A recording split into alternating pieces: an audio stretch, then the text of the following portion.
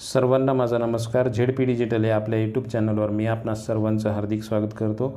मराठी व्याकरणाचा अतिशय महत्त्वाचा भाग या ठिकाणी आज पाहणार आहोत, तो म्हणजे उद्देश व विधेय, जो आपल्याला TET परीक्षेमध्ये दरवर्षी एका मार्कासाठी हमखास विचारला जातो. अगदी सोप्या भाषेमध्ये आणि ट्रिक्ससह या ठिकाणी आपण शिकणार आहोत. जर तुम्ही या चॅनलवर नवीन असाल तर माझ्या चॅनलला सबस्क्राईब करायला विसरू नका.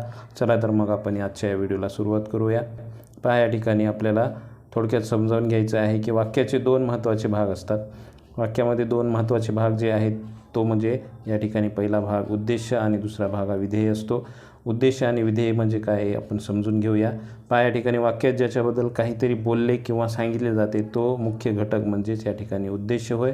आणि वाक्यात उद्देशाबद्दल किंवा कर्त्याबद्दल जी माहिती सांगितली जाते त्याला या ठिकाणी आपण विधेय असं म्हणतो. म्हणजेच उद्देश हा वाक्याचा कर्ता असतो आणि त्या कर्त्याबद्दल जी माहिती सांगितली जाते त्याला आपण विधेय असं म्हणतो. पुढं सविस्तर समजून घेऊया. पहा, या ठिकाणी उद्देश म्हणजे काय आपण पाहूया. वाक्यात ज्याच्याबद्दल सांगितले जाते तो वाक्याचा कर्ता म्हणजेच उद्देश होय. म्हणजेच वाक्यामध्ये जो कर्ता आलेला असतो, जो करणारा आहे त्यालाच आपण उद्देश असं म्हणायचे. आणि त्याला ओळखण्याची सोपी ट्रिक तीच आहे की जर वाक्यामधील आपल्याला क्रियापद ओळखता आला आणि त्या क्रियापदाचा मूळ धातू आपल्याला काढून त्याला जर आपण नारा, नारी, नारे हा प्रत्यय लावून जर कोण किंवा काय असा जर प्रश्न विचारला तर त्याचं जे उत्तर आपल्याला मिळणार आहे त्यालाच आपण उद्देश असं म्हणतो. उदाहरणाच्या द्वारे आपण समजून घेऊया. मुलगा अभ्यास करत आहे. यामध्ये क्रियापद आहे करणे. करणेचं मूळ धातू आहे कर. आणि या कर या शब्दाला जर आपण या मूळ धातूला आपण नारा, नारी, नारे म्हणजे या ठिकाणी मुलगा पुल्लिंग असल्यामुळे आपण करणारा हा प्रत्यय या ठिकाणी लावला. आता करणारा कोण हा प्रश्न त्याला आपण विचारला. या क्रियापदाला करणारा कोण तर मुलगा आहे. अभ्यास करणारा कोण मुलगा आहे. तर हा मुलगा या वाक्याचा उद्देश आहे. पुढं आपण या ठिकाणी विधेय म्हणजे काय ते थोडक्यात पाहूया.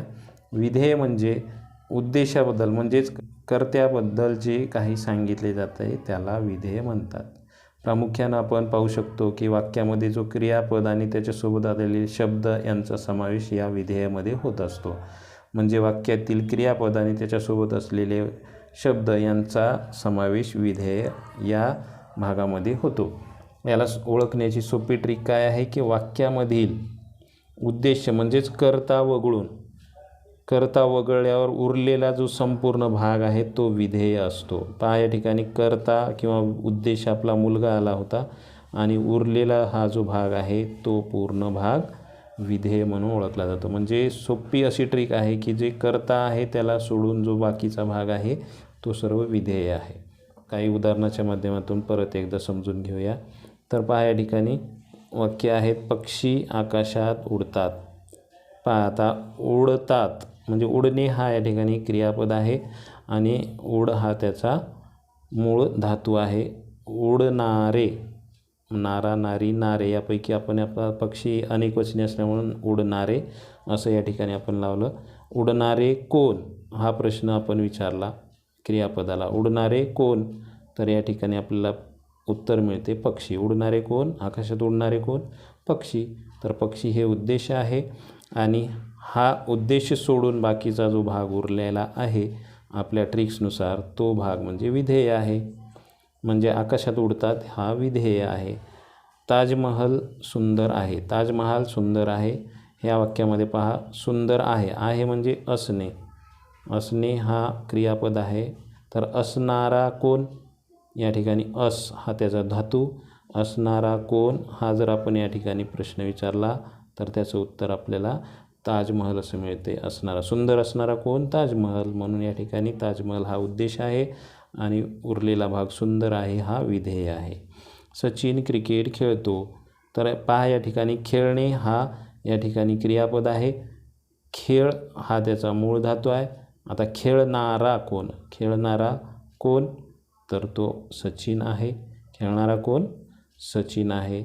म्हणून सचिन हा या वाक्याचा उद्देश आहे आणि उरलेला भाग जर वगळला आपण कर्ता सोडून उद्देश सोडून तर क्रिकेट खेळतो हा भाग या ठिकाणी विधेय आहे. आता या वाक्याचं उत्तर तुम्हाला कमेंट बॉक्समध्ये द्यायचं आहे. रोहन वेगाने धावतो यामधील उद्देश व विधेय कोणते आहे ते तुम्हाला ओळखायचं आहे. आता या ठिकाणी आपण थोडक्यात समजून घेतल्यानंतर फक्त ज्या ट्रिक्स सांगितल्या त्या ट्रिक्सच्याद्वारे आपण कशा प्रकारे ओळखायचे त्याचा या ठिकाणी परत सराव करूया. सुपर ट्रिक आपल्याला या ठिकाणी पाहायची आहे. जर उद्देश ओळखायचा असेल तर आपल्याला क्रियापदाला म्हणजे त्याच्या मूळ धातूला नारा, नारी, नारे आणि कोण, नारा, नारी, नारे हा प्रत्यय लावून त्याला कोण असा प्रश्न विचारला, कोण किंवा काय असा प्रश्न विचारला तर जे उत्तर मिळते ते उद्देश असते. त्यानंतर पहा विधेय ओळखण्याची ट्रिक. या ठिकाणी पहा वाक्याचा अर्थ पूर्ण करणारा जो क्रियावाचक शब्द आहे त्याला जर तुम्ही शोधलं म्हणजेच क्रियापद तोच विधेय असतो. उद्देशाबद्दल जे काही सांगितले जाते त्याचा राहिलेला जो भाग आहे तोच विधेय असतो. म्हणजेच उद्देश सोडून राहिलेला जो भाग आहे तो विधेय असतो. या ठिकाणी आपण TETमध्ये ज्या प्रकारचे प्रश्न विचारले जातात, आता आपण छोटे छोटे प्रश्न पाहिले, छोटी उदाहरणे पाहिली की ज्यामध्ये आपल्याला उद्देश आणि विधेय सोडून इतर शब्द नव्हते. परंतु आपल्याला परीक्षेमध्ये एवढे सोपे प्रश्न विचारले जात नाहीत. आपल्याला अशा प्रकारचे त्या उद्देश आणि विधेयाव्यतिरिक्त इतर शब्द असणारे मोठे वाक्य विचारले जातात. त्यावेळेस आपल्याला कशा प्रकारे या ठिकाणी ओळखायचं आणि त्या राहिलेल्या भागाला काय म्हणायचं तर पहा या ठिकाणी आमच्या गावचा धावपटू रोहन शर्यतीत वेगाने धावतो हे मोठं वाक्य या ठिकाणी दिलं आहे. आपल्याला सर्वप्रथम याला उद्देश कोणता आहे ते पाहायचे. धावतो म्हणजे धावणारा कोण तर या ठिकाणी पाहू शकतो रोहन आहे, म्हणजे हा रोहन काय आहे या ठिकाणी उद्देश आहे. आणि क्रियापद आपण या ठिकाणी पाहू शकतो धावतो हे क्रियापद आहे तर धावतो क्रिया दाखवणारा शब्द म्हणजेच तो विधेय आहे. आता मग हे जे बाकीचे उरलेले हे शब्द आहेत ते काय आहेत मग पहा या ठिकाणी आपण पाहूया.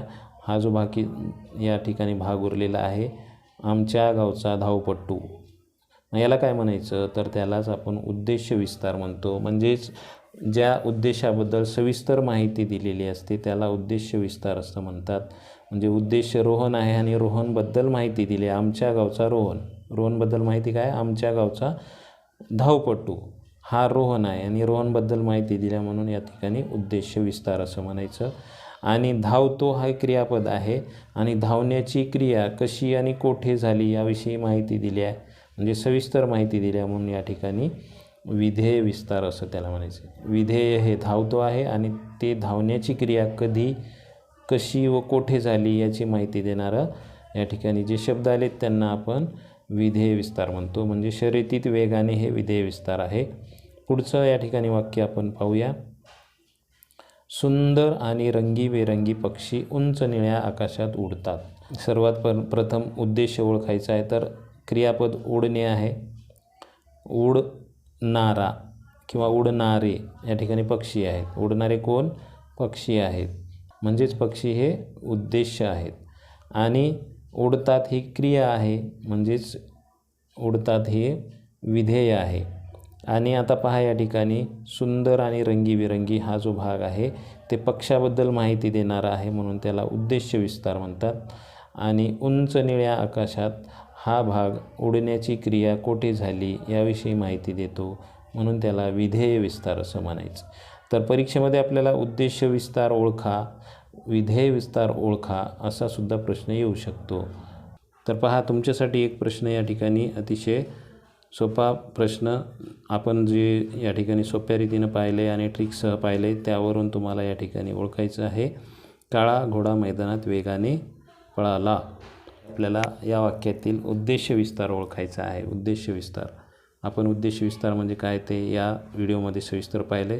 तुम्ही नक्कीच या वाक्याचं उत्तर आम्हाला कॉमेंट बॉक्समध्ये करायला विसरू नका. जर तुम्हाला हा व्हिडिओ आवडला असेल तर लाईक करा, शेअर करा आणि माझ्या चॅनलला सबस्क्राईब करा. धन्यवाद.